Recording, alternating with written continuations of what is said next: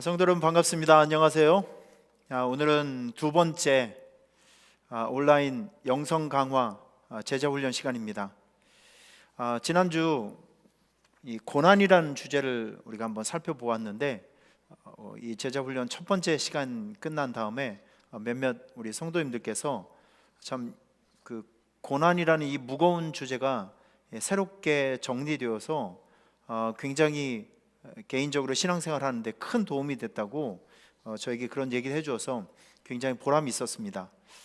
어떤 일이든지 그 일들에 대한 정확한 정보 그리고 의미, 방향성 이런 것들을 잘 정리해 둔다면 굉장히 신앙생활 하는데 여러 가지 유익함이 있을 것으로 생각이 됩니다. 저는 요즘 올해 목회를 시작하면서 교회 사역을 시작하면서 코로나 때문에 우리 성도님들 많은 분들을 보면서 무엇이 느껴지냐면 이 코로나 때문에 사람들 마음이 너무 많이 상처가 되고 또 빈 마음이 좀 비어 있어요. 비어 있는데 그 절망감, 아픈 상처, 공포, 두려움 이런 감정들이 쌓여 있다 보니까 성도들이 굉장히 참 두려움 속에서 살아가고 어디에다 도대체 마음을 두어야 될지 방황하는 모습들이 굉장히 많이 눈에 띄었습니다. 그래서 제가 올해부터 시작한 것이 무엇이냐면 그렇게 비어있는 마음 속에 하나님의 말씀을 채우자. 하나님의 말씀. 여러분, 비어있는 마음에 하나님의 말씀이 들어오게 되면 용기가 생겨요. 힘이 생깁니다.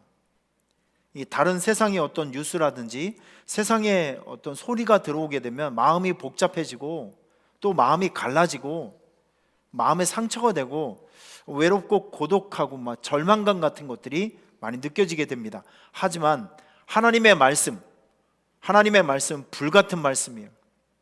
어떨 때는 어머니의 손길 같이 우리를 격려해 주기도 하고 또 용기를 주기도 하고 방황하는 우리들에게 삶의 정확한 표대 그리고 삶의 정확한 방향을 제시해줘서 우리로 하여금 올바로 걸어갈 수 있도록 유도해 주기도 합니다. 그런 말씀을 채우자. 그래서 2021년도 우리가 한 해의 말씀으로 하나님께서 주신 말씀이 있죠. 고린도전서 10장 13절 말씀. 시험 당할 즈음에 피할 길을 내사 너희로 능히 감당케 하시느니라. 이번 주에는 우리가 요한삼서 1장 2절 말씀 사랑하는 자여 내 영혼이 잘됨 같이 내가 범사에 잘되고 강건하기를 내가 간구하노라. 창세기 말씀을 읽으며 또 구약 성경이 어떤 것인지 신약 성경이 어떤 것인지 이렇게 차근차근 하나님의 말씀을 배워가며 하나님의 말씀 우리의 가슴 속에 자꾸 집어넣고 말씀을 채우다 보면 우리에게 용기가 생기고 힘이 생기게 되는 것입니다. 고난을 이길 수 있는 능력도 얻게 되는 것입니다. 여러분 믿으시길 바랍니다. 그래서 이런 시간들을 여러분께서 소중하게 생각하시고 잘 따라와 주셨으면 참 좋겠습니다. 지난주 복습을 한번 해볼게요. 저는 이 복습이 굉장히 중요하다고 생각합니다. 왜냐하면 저도 설교를 하지만 공부를 하지만 제가 이 성경에 대해서 여러분들을 가르치기는 하지만 강의가 끝나고 설교가 끝나면 저 역시도 잊어버립니다. 하지만 지난번에 들었던 말씀을 또 한 번 듣게 되면 밑바닥에 가라앉아 있었던 것들이 다 살아나요. 기억이 됩니다. 그래서 우리의 마음속에 다시 한번 새겨지게 되고 또 우리가 기억하면서 또 배우게 되고 또 마음의 결단을 또 할 수가 있게 되는 것이죠. 자, 지난주에 제가 고난에 대해서 설명을 해드렸습니다. 중요한 것은 이거예요. 고난의 목적은 고통이 아니라 성장과 성숙에 있다. 하나님께서 우리에게 주신 그 고난은 제가 이런 표현을 했습니다. 섭리적 고난, 허용된 고난이라고 제가 설명을 해드렸어요. 신앙생활 하면서 우리에게 찾아오는 고난은 다 이유가 있고 뜻이 있는 고난입니다. 그래서 그걸 섭리적 고난이라고 하고 허용된 고난이라고 합니다. 자, 예를 들면 모세가 좋을 것 같네요. 자, 요셉이 좋을 것 같네요. 모세도 고난이 있었습니다. 모세도 강에 던지우는 고난이 있었고 광야에 던져지는 고난도 있었습니다. 하지만 그 고난은 하나님께서 그 한 사람을 하나님의 사람으로 이제 만드시려는 섭리적 고난, 그리고 허용된 고난이라는 것이죠. 요셉 같은 경우에도 어느 날 갑자기 형들의 미움을 받아서 그가 애굽으로, 이집트로 팔려가게 됩니다. 근데 이것은 우연한 고난이 아니라, 우연한 엎어짐이 아니라 하나님께서 그를 통해서 이스라엘의 구원, 민족을 이루시고 이스라엘에 약속해 놓으신 그 어마어마한 아브라함에게 주신 그 약속을 이루시기 위한 섭리적 고난, 허용된 고난이라는 것이죠. 우리에게 있는 고난은 그런 의미가 있다는 것입니다. 그래서 섭리적 고난, 허용된 고난, 우리 예수 믿는 사람들에게 있어서 이 고난은 고통이 목적이 아니라 그걸 통해서 성장과 성숙시키는데 목적이 있다는 것이죠. 그래서 우리는 고난 속에 있어도 하나님의 뜻하신 바를 생각하면서 원망하지 말고 절망하지 말고 그 고난을, 허용된 고난, 섭리적 고난을, 그 길을 통과하면 우리가 성숙하고 성장해 간다는 것을 생각하면서 고난 앞에서도 하나님의 역사를 기대하며 또 하나님의 뜻을 존중해 가며 하루하루를 버티며 살아가게 되면 하나님께서 여러분들이 올려놓기 원하시는 그 자리에 서는 그 순간을 여러분들께서 맞이하게 될 것입니다. 자, 고난의 종류를 보면 우리가 죄를 짓거나 그릇 행함으로 얻어지는 고난이 있습니다. 이거 분명한 사실이죠. 우리가 그릇 행하면 하나님께서 채찍으로 치십니다. 그리고 어떨 때는 선을 행하는 것 때문에 우리에게 고난이 찾아오기도 해요. 그리고 장차 누릴 영광을 위한 고난도 있습니다. 이 고난에는 이런 종류가 있다는 거예요. 우리가 잘못 행하고 그릇 행함으로 얻는 고난도 있고, 선을 행하기 때문에 얻어지는 고난도 있고, 그리고 장차 누릴 영광을 위한 고난도 있다는 것입니다. 자, 그리고 고난 속에서 나타나는 일들이 있어요. 고난. 일단 사람이 고난을 당하게 되면, 특별히 예수 믿는 사람들은 자기 자신을 뒤돌아보는 시간이 있습니다. 그래서 영적으로 하나님께로 돌아가는 일들이 생겨지게 돼요. 고난을 통해서. 이게 바로 회개라는 것입니다. 고난을 통해서 우리는 내 자신을 발견하게 되고 하나님과의 관계를 생각함으로 우리가 하나님께로 돌아가는 계기를 얻게 되는 것이죠. 두 번째는, 고난은 사람을 겸손하게 만듭니다. 아, 세상은 내 힘으로 살아가는 것이 아니구나. 내가 잘났다고 해서 성공하는 것이 아니구나. 하나님께서 나를 도와주셔야 나는 승리할 수 있고 성공할 수 있구나. 거기서 고난을 통해서 사람은 겸손을 배우게 되는 것이죠. 그리고 고난은요, 하나님의 역사가, 하나님의 살아계심, 하나님의 실존이 증명되는 사역지가 바로 고난입니다. 고난의 현장 속에 기적이 많이 나타나요. 고난의 현장 속에서 응답의 역사가 많이 나타납니다. 하나님의 실질적인 모습을 보여주는 일들이 고난의 현장 속에서 많이 나타나는 것을 볼 수 있어요. 그래서 고난은 하나님의 실존이 증명되는 하나님의 사역지라는 것입니다. 또 고난을 통해서, 이 고난은요, 성도들, 하나님의 자녀들에게 복을 주시는 시험대가 바로 고난이라는 것입니다. 자, 이렇게 보면 고난은 우리에게 엄청난 의미가 있죠. 긍정적인 의미가 있고 영적인 의미가 대단히 많습니다. 여러분들께서 이 허용된 고난, 섭리적 고난 안에서 이런 지식을 가지고, 성경적인 지식을 가지고 고난 안에서 원망하지 않고 끝까지 승리하여 또 하나님께서 원하시는 그 자리에 올라서 하나님께서 주시는 놀라운 축복과 또 하나님의 인도하심을 받는 여러분의 삶이 될 수 있기를 간절히 바랍니다. 자, 오늘 두 번째는 제자에 대해서 잠시 한번 살펴보겠습니다. 이번에 우리가 공부하면서 이제 영성 강화 제자 훈련이라고 했는데, 오늘 다루어 볼 주제는요, 제자. 저는 지난주에 여러분들에게 설교를 하면서 우리의 영적 신분을 제가 한 가지 가르쳐 드렸습니다. 선교사. 여러분들은 선교사입니다. 선교사. 선교사는요, 파송받은 사람이에요. 선교사. 이 선교사는 하나님께서 여러분들에게 어떤 현장이 있습니다. 원하시는 현장. 여기로 파송을 한 것이죠. 여러분들은 가정으로 파송받은 선교사입니다. 일터와 직장으로 파송받은 선교사입니다. 파송받은 그 현장에서 여러분들은 나를 위한 일이 아니라 하나님을 위한 하나님의 일을 해야 됩니다. 그래서 선교사에게 필요한 것은 종의 의식이에요. 종의식. 내가 하고 싶은 일을 하는 것이 아니라 하나님께서 원하시는 일을 하셔야 합니다. 이것이 선교사입니다. 하나님께서 여러분들을 가정으로 파송하셨어요. 일터와 직장으로 파송하셨습니다. 또 학원으로 파송을 하셨고, 여러분들이 관계하고 있는 많은 공동체 안으로 여러분들을 파송해 주셨어요. 어디에 가서든지 여러분들이 선교사 의식을 가지고 그 안에서 여러분들이 하셔야 될 일들, 또 하나님께서 주신 그 사명들, 일거리들을 삶의 현장에서 아주 성실하게 실천해 내시고, 거기서 예수님의 마음으로 그 현장을 잘 섬기셔서 여러분들 때문에 그 현장이 하나님의 나라가 될 수 있는 이 놀라운 일들이 꼭 생겨지시기를 주님의 이름으로 축원합니다. 이 참 중요한 것이요.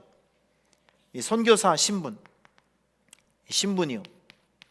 우리 선교사라는 신분을 가지고 살아갑니다. 자, 오늘 제가 여러분들에게 한 가지를 더 말씀드리고 싶은 것은, 여러분들은 우리의 스승이신 예수님을 배우고 따라가는 제자입니다. 제자로서의 삶을 살아가셔야 돼요. 제자. 이 참 중요합니다. 성경에 보면 우리 예수 믿는 사람들을 하나님의 자녀를 여러 가지로 표현을 했는데, 성경에 보면 사도 바울이 많은 사람들에게 이런 표현을 합니다. 내가 그리스도를 본받는 자 된 것 같이 너희는 나를 본받는 자가 되라. 이런 말을 합니다. 지금 사도 바울이 누구를 본받느냐면 예수님을 본받고 있어요. 사도 바울에게 있어서 스승은 예수님입니다. 예수님의 제자는 바로 사도 바울이죠. 그리고 사도 바울이 이 얘기를 합니다. 내가 예수님을 스승으로 삼고 스승으로 지금 생각하고 살아가고 있는데, 나는 예수님의 제자로 살아가고 있다. 너희는 나를 본받는 사람이 되어야 된다. 다시 말해서 너희도 예수님의 제자가 되어야 한다. 이렇게 좀 얘기하고 있는 것입니다. 오늘 저는 이 강의를 하면서 이 강의의 최종적인 목적은 무엇이냐면, 여러분들에게 선교사라는 신분 의식과 여러분들은 제자, 예수님의 제자라는 의식이 여러분의 마음속에 좀 확고하게 생겨졌으면 좋겠습니다. 한번 따라해 보실래요? 나는 예수님의 제자이다. 한 번 더 따라해 보실래요? 나는 예수님의 제자이다. 여러분, 제자는요, 스승에게 선택받은 사람이라는 것을 꼭 기억하셔야 됩니다. 저는 이 말이 너무 기분 좋아요. 제가 선교지에 가면 굉장히 못 사는 동네, 또 그리고 산속에 있는 그 원주민들 사역하는 곳을 종종 갈 때가 있어요. 거기에 가서 매일 느끼는 게 무엇이냐면 이런 거예요. 내가 그 지역에 태어났다고 하면 내가 그들처럼 살고 있어야 되는데, 나는 왜 한국 사람으로 태어나서 오히려 이 복음과 사랑을, 식량을 나누어주고 오히려 긍휼히 여기는 사람으로 살아갈 수 있었는가? 바로 이런 부분이에요. 여러분, 이거를 우리가 무엇으로 설명할 수 있죠? 우리가 왜 한국 사람으로 태어났을까요? 우리는 부모를 골라서 태어날 수가 없어요. 내가 태어나니까 한국이었었고, 내가 태어나니까 복음을 들을 수 있는 환경이었었잖아요. 우리가 태어나도 복음을 들을 수 없었던 북한에 태어난다든지, 아니면 중동 지역에 태어났다든지, 아니면 불교 국가에 태어났다고 하면 우리가 어떻게 예수를 믿을 수 있겠어요? 하지만 우리가 태어나서 보니까 예수를 믿을 수 있는 상황이었었고 예수를 믿을 수 있는 가정에 태어났어요. 여러분, 이런 것들을 어떻게 설명할 수 있겠습니까? 이건 한 가지예요. 하나님의 선택하심. 여러분들은 누가 뭐래도 하나님께서 선택하신 사람입니다. 제자는 아무나 될 수 없어요. 하나님께서 선택하신 사람만이 제자가 될 수 있습니다. 여러분들은 누가 뭐래도 예수님에게 캐스팅, 하나님에게 뽑힘받은 사람이에요. 얼마나 영광스럽습니까? 예수님도 예수님의 제자가 12명이었었는데 12명은 모두 예수님께서 캐스팅한 사람이에요. 예수님께서 불러준 사람, 예수님께서 선택한 사람이 바로 예수님의 제자가 된 사람이죠. 여러분, 제자라고 하는 것은요, 스승을 아까도 말했죠, 본받는 사람, 본받는 사람, 자, 배우는 사람, 그리고 닮아가는 사람, 이거요. 제자는 다른 거 없어요. 스승이신 예수 그리스도를 배우는 사람, 그리고 닮는 사람이 바로 제자입니다. 여러분들 날마다 예수님을 배워가는데 성경을 통해서 예수님을 배워갈 수 있고 말씀을 통해서 예수님을 배워갈 수가 있어요. 그러니까 제자는 공부를 열심히 하셔야 됩니다. 지금 우리처럼 이런 온라인을 통해서라도 하나님 말씀 열심히 배우고 또 열심히 공부하고 성경도 열심히 읽고, 지금 여러분 우리 교회 홈페이지에 또 성경 쓰기도 만들어 놓고 성경도 암송하고 성경 통독도 하고 쓰기도 하고, 예수님의 제자들은 이렇게 예수님을 닮아가는 일에, 배우는 일, 또 닮는 일들에 열정적으로 참여를 하셔야 합니다. 여러분들이 아주 훌륭한 예수님의 제자가 되어서 예수님을 말씀을 통해서 많이 배우고 본받는 사람이 꼭 될 수 있었으면 좋겠습니다. 꼭 되시기를 바랍니다. 그리고요, 이 부분, 제자는 누구인가라고 이제 우리가 생각해 볼 때, 제자는 스승의 사역을 위임받은 사람이 바로 제자입니다. 특별히 마태복음 28장을 보면 이런 말씀이 있죠. 너희는 가서 모든 족속으로 제자를 삼아 아버지와 아들과 성령의 이름으로 세례를 주고 내가 너희에게 분부한 모든 것을 가르쳐 지키게 하라. 이런 거요. 예수님께서 제자들에게 남겨진 말씀이 무엇이냐면, 너는 세상의 모든 족속으로 가서 제자를 삼으라는 거예요. 제자를 삼는다고 하는 것은 예수님의 말씀, 예수님의 말씀을, 예수님의 존재와 예수님의 삶과 예수님의 구원과 예수님을 통한 구원, 또 그리고 죄의 용서하심, 예수님의 모든 것을 알지 못하는 사람들에게 가르쳐 주라는 거죠. 가르쳐 주고 소개하고 전도하고 그들도 믿게 하라는 것입니다. 이런 것들을 제자들에게 명령해 주셨어요. 제자는 스승님께서 주신 그런 일들을 성실하게 잘 행하고 순종하고 실천해가는 사람이 바로 제자들입니다. 여러분, 우리는 예수님이신 우리 예수님이 우리의 스승, 예수 그리스도가 우리의 스승이에요. 예수님께서 우리에게 맡겨주신 일들이 참 많이 있어요. 아까도 조금 전에 말씀드렸지만, 너희는 가서 모든 족속으로 제자를 삼아 아버지와 아들과 성령의 이름으로 세례를 주고 내가 너희에게 분부한 모든 것을 가르쳐 지키게 하라. 뭐 이런 것들, 서로 사랑하라든지, 예수님께서 오늘 우리에게 가르쳐준 삶의 모범들이 하라고 하는 위임 명령들이 너무나도 많이 있어요. 여러분, 이런 것들을 여러분의 삶의 현장에서 성실하게 잘 실천해 가시고 이루어 드리기를 주님의 이름으로 부탁을 드리겠습니다. 여러분, 이 제자는 스승님과 같은 말을 하는 사람이에요.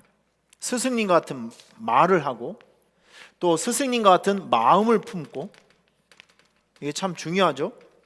그리고 스승님과 같은 뜻을 품고, 그리고 스승님과 같은 삶의 열매를 맺어야 합니다. 이게 제자의 삶이에요.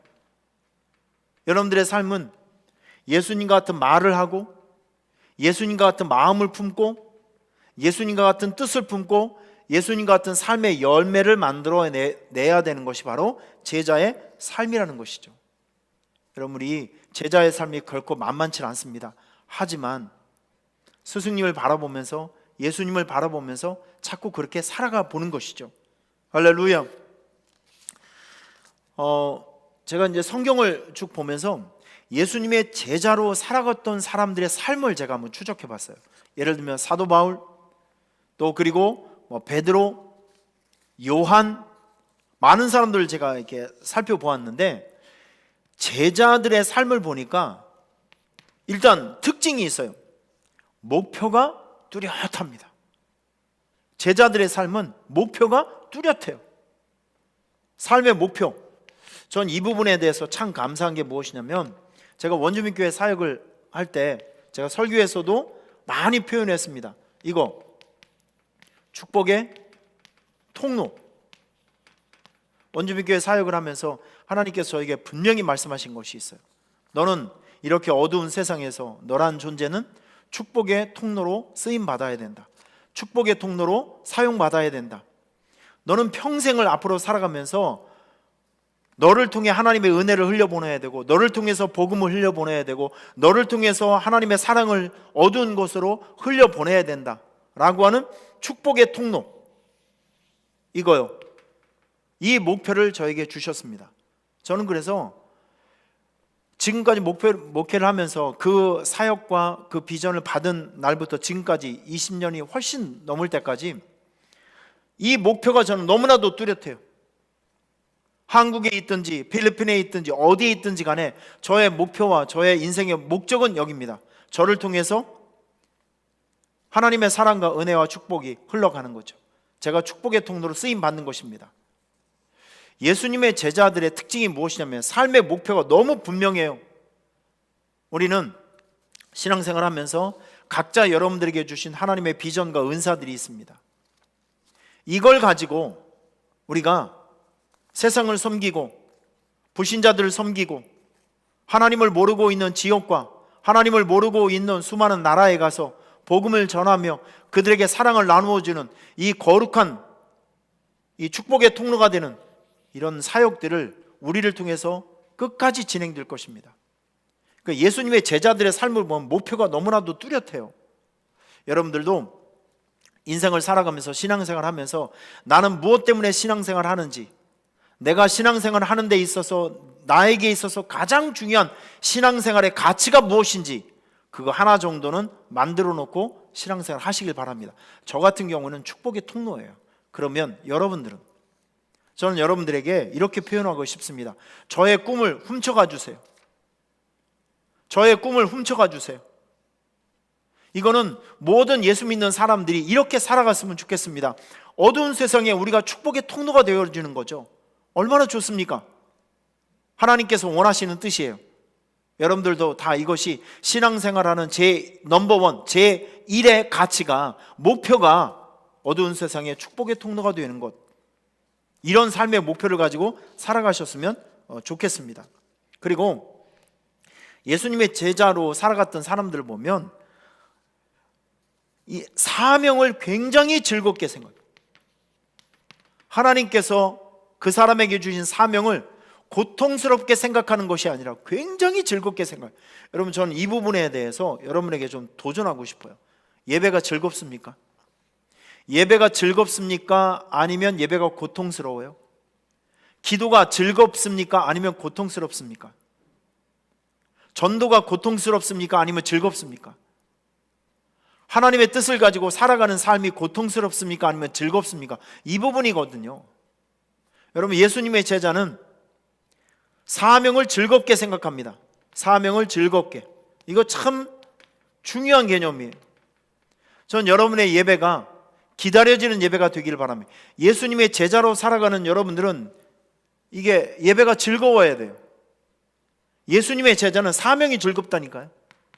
예수님의 제자로 살아가면서 내가 예수님께서 하시는 일, 시키시는 일들, 하나님께서 기뻐하시는 일들, 이런 것을 하는 것이 고통이 아니라 기쁨이라니까요. 저는 여러분들에게 예배가 기쁨이 되길 바랍니다. 찬양이 기쁨이 되고, 전도가 기쁨이 되고, 나눔과 섬김이 기쁨이 되고, 중보기도가 기쁨이 되고, 다른 사람들을 위해서 축복의 통로로 쓰임받는 것이 기쁨이 되는 것이죠. 여러분, 이것이 제자의 삶이라는 것이죠. 저는 여러분들이 세상을 살아가면서 분명한 것은 여러분들이 예수님의 제자라는 분명한 정체성을 가지고 살아갔으면 좋겠습니다. 하나님께서는 여러분들 삶의 현장으로 파송해 놓으신 선교사로 새로운 신분을 주셨어요. 또한 우리는 신앙생활 하면서 예수님의 제자로 살아가야 됩니다. 예수님의 제자. 제자는 선택받은 사람이에요. 스승을 본받는 사람, 배우는 사람입니다. 또 그리고 스승께서 주신 일들과 또 그리고 하시는 일들을 우리가 위임받은 사람이 바로 제자입니다. 여러분, 제자로 살아가시길 바랍니다. 예수님의 제자. 우리는 세상에 살면서 하나님의 일을 하는 거예요. 왜? 우리는 제자이기 때문에. 너무나도 당연한 거 아니겠어요? 제자니까 예수님처럼 살아가고, 제자니까 하나님께서 원하시는 일들을 우리의 삶의 현장에서 살아가는 것입니다. 여러분들은 예수님의 제자예요. 누가 뭐래도 예수님의 제자입니다. 예수님의 제자는 예수님 같은 말을 하고, 예수님 같은 마음을 품고, 예수님 같은 뜻을 품고, 예수님 같은 열매를 맺어야 합니다. 제자는요, 목표 중심적인, 방황하지 않습니다. 목표를 향해서 전진하는 것이 제자입니다. 그리고 제자는 사명을 즐겁게 생각합니다. 여러분 보세요. 심플한 주제이지만 여기에 이런 내용들이 있습니다. 오늘 배운 이 말씀을 꼭 생각하시면서 여러분들이 나는 하나님께서 세상을 향해 파송하신 선교사다. 그리고 나는 예수님을 닮아가고 예수님을 배우는, 예수님께서 원하시는 일들을 세상에 나타나고 또 나타내고 그런 일들을 하는 예수님의 제자로 살아가야 된다. 예수님의 제자이다. 이런 정확한 신분을 자각하시고 제자로, 선교사로 여러분의 삶에서 승리할 수 있기를 주님의 이름으로 부탁을 드리겠습니다. 감사합니다.